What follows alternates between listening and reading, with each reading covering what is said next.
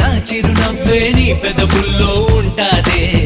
ఇన్నాళ్ళు భూలోకంలో ఏ మూలో ఉన్నావే, అందిస్తా ఆకాశాన్ని అంతో ఇంతో ప్రేమించావంటే. మనకన్నా పొడిచే మనగాడే లేడమ్మో, ప్రతి గంట కొలిచే ప్రేమికుడే రాడమ్మో.